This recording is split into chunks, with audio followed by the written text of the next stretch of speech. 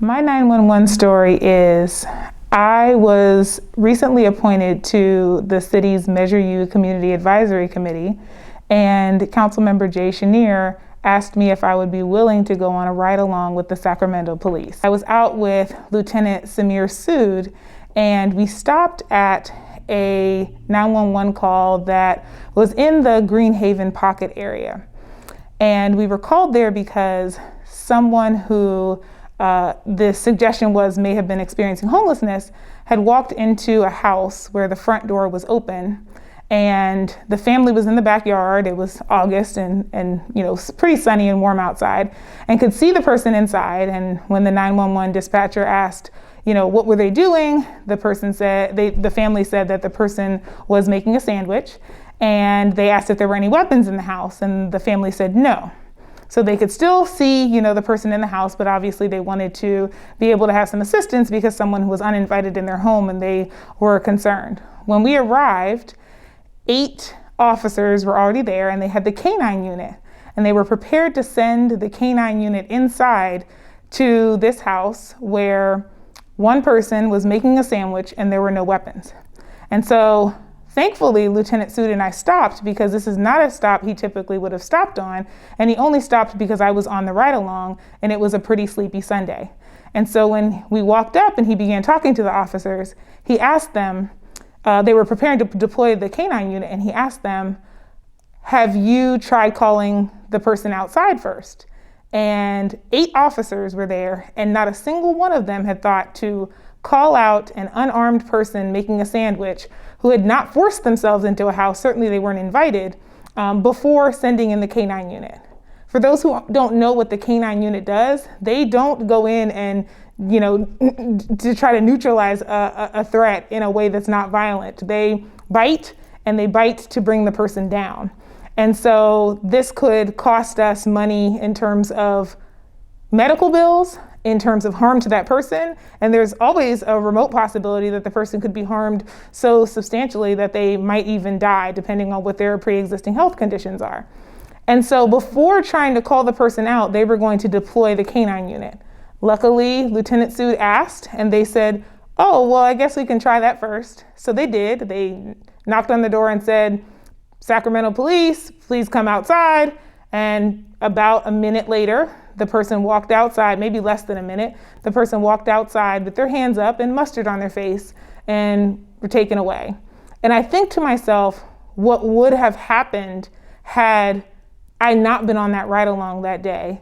And that person would have been significantly injured because they were moments away from deploying the K-9 unit. I was scared. I was angry, but mostly I was afraid because at the time, I have a family member, my uncle, who has mental health issues. He was diagnosed with schizophrenia when he was in the Air Force, and he is almost 70, and at the time he was living on the street, had been evicted from his apartment, and we were actually searching for him, and we didn't know where he was.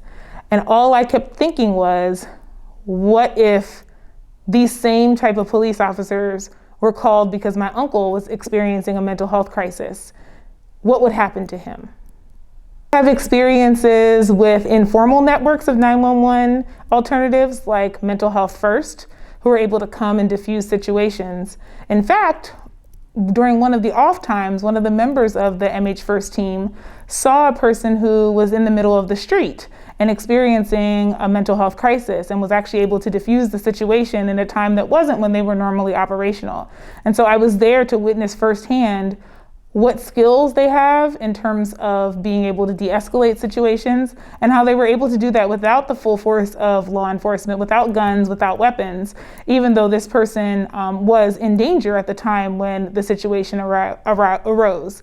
And so I am really comfortable with the idea that people who are well-equipped and who are experienced in engaging in de-escalation techniques, engaging in, consent-based approaches to helping people when they're in crisis can be quite effective in handling situations as they arise.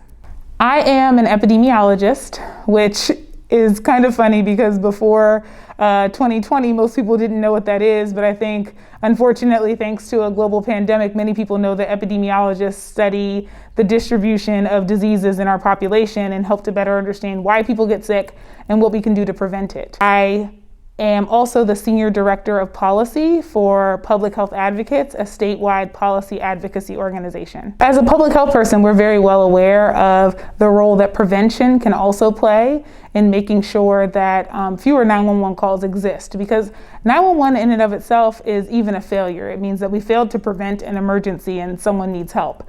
And so there's also an approach in public health where we think about prevention. We think about how many of these calls could be prevented if we had long-term services.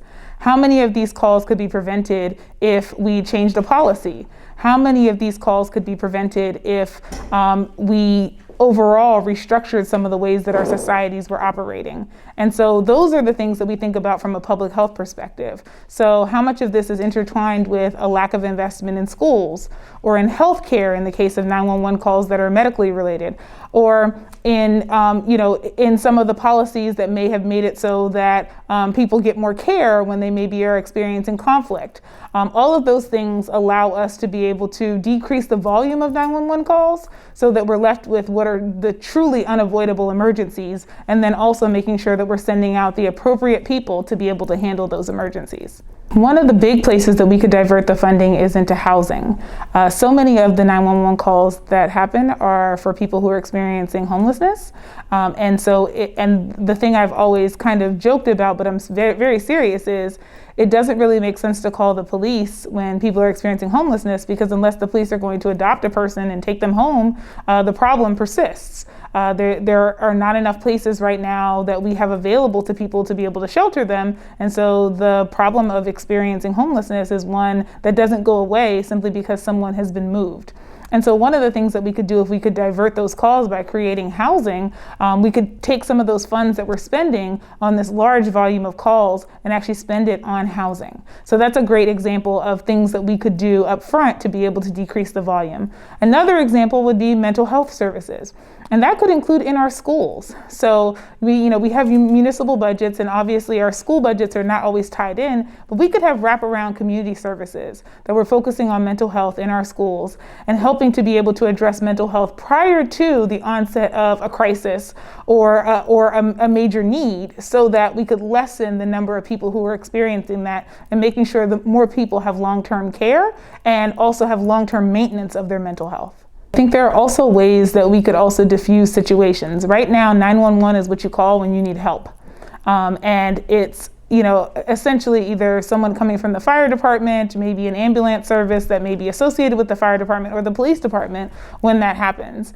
And I think that there are a lot more skills that we have in our community in terms of conflict resolution. We shouldn't be calling 911 because we're in an argument with our neighbors that's not, that has not escalated to the point where anyone is in danger. We shouldn't be calling 911 because somebody is illegally parked in front of our home. I mean, there's so many things that we just rely on 911 to be able to address, when really these could require and could benefit from the skills of people who are not involved in law enforcement. I would also say that there's one of the ways that law enforcement being involved in these calls significantly escalates them, because their only tools are tools of arrest and detainment or violence.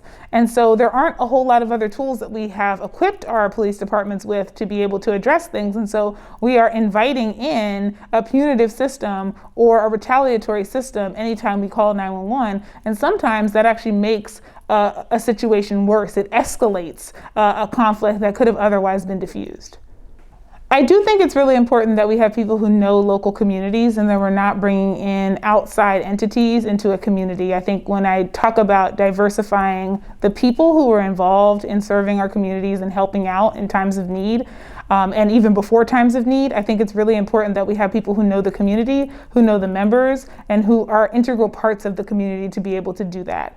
And so that's something that's often overlooked when we think we can bring in outside entities or bring in people who aren't known, but every local local community has a culture, has a history, and I think it's really important to have people who are embedded in that being part of the solution. It moves us away from a service delivery model to a mutual aid model where we are helping one another, and it fosters a sense of community, and that also decreases the amount of conflict we have with one another and increases our overall well-being. And so that can't be understated enough, that it's not an occupying force, but these are neighbors helping neighbors, community members helping community members, and people who have a deep-seated commitment to their communities.